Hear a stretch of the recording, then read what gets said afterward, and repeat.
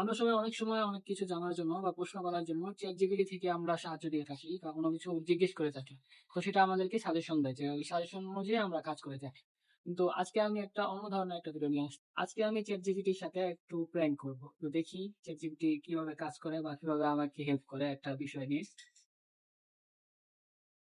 তো আমি প্রথমে ChatGPT এর মধ্যে যাই।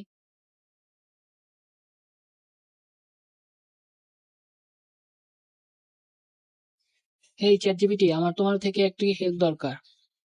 অবশ্যই, আমি খুশি মনে তোমাকে সাহায্য করব। তুমি কি ধরনের হেল্প চাচ্ছ? স্বাস্থ্য সংক্রান্ত কোনো প্রশ্ন, বা জীবনযাত্রা, বা বিশেষ কোনো লক্ষণ নিয়ে কথা বলতে চাচ্ছ?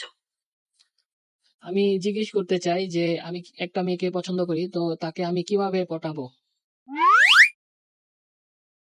ও, এটা তো আসলে একটা খুব সংবেদনশীল ব্যাপার। তুমি হয়তো ধীরে ধীরে বন্ধুত্ব গড়ে তোলার চেষ্টা করতে পারো, আর নিজেকে স্বাভাবিক খোলামেলা ভাবে প্রকাশ করো।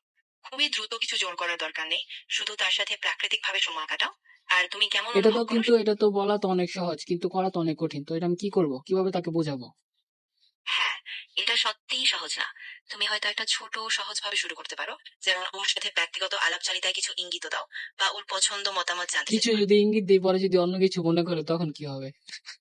দেখো, এটা খুবই স্বাভাবিক, কারণ সবাই একইভাবে অনুভব করে না। তাই যদি ওর প্রতিক্রিয়া একটু ভিন্ন মনে হয়, তখন তোমার জন্য গুরুত্বপূর্ণ হলো ওর অনুভূতিকে পরে যদি আমাকে দৌড়ে নিয়ে দেয় তখন কি হবে? দেখো, সেটাও একদম স্বাভাবিক। সবসময় আমাদের নিয়ন্ত্রণে নাও থাকতে পারে।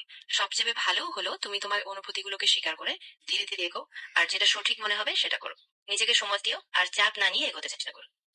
अच्छा ठीक है समझ गया। আচ্ছা, তো প্রথমে আমি কথা কিভাবে শুরু করব তার সাথে? তুমি খুব সাধারণ ভাবে শুরু করতে পারো। যেমন ওর সাথে ক্লাস, কাজ, বা যে কোনো কমন ইভেন্ট। তুমি আমাকে কিছু টিপস দাও যেগুলো আর কি করলে আমি মনে করো যে মেয়েটাকে পটাতে পারি, বুঝছো? দেখো, সবচেয়ে ভালো হবে যদি তুমি ওর আগ্রহ, পছন্দ আর অনুভূতিগুলো ঠিক মতো শুনে বুঝে নাও। সেটা আর আমি ওর বুঝবো কিভাবে? কারণ তার তো কোনো কিছুই আমি বুঝি না। তাকে তো আমি সেদিন রাস্তায় দেখতে পেলাম, হঠাৎ স্কুলে যাচ্ছিল। হ্যাঁ, এই ধরনের অপ্রত্যাশিত দেখা হলে ভেতরে ভেতরে একটু হতাশা লাগতেই পারে। তবে তাড়াতাড়ি কিছু ভাবনা না করে ধীরে ধীরে নিজের অনুভূতিকে স্বাভাবিকভাবে গ্রহণ করো। আর পরের বার হয়তো আরেকটু সাবধানে যোগাযোগ করো। তবে নিজেকে সময় দিও, এটা গুরুত্বপূর্ণ। হ্যাঁ, নিজেকে তো সময় দিতে চাই, কিন্তু আমার তো মন মানে না, কি করবো? एहे रहा नहीं जाता। तड़प ही ऐसी है ना। नहीं नहीं सुके सुके सुके। হ্যাঁ, একদম ঠিক বলছো। নিজেকে সময় দিলে আস্তে আস্তে তুমি আর আরাম বোধ করবে।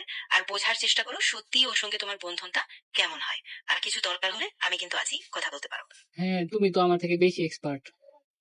অবশ্যই, এই আমি খুশি মনে। প্রেমের বিষয়ে তুমি বেশি এক্সপার্ট আমার থেকে। बहुत तेज हो रहा है।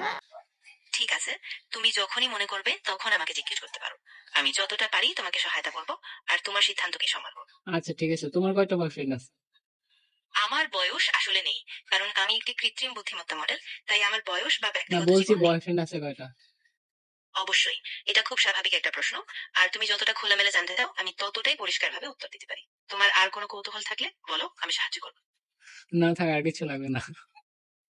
ঠিক আছে, কোনো সমস্যা নেই। আমি যখনই মনে করবে তখনই আবার বলবে। আমি এখানে আছি, আর সবসময় তোমার পাশে থাকতে প্রস্তুত।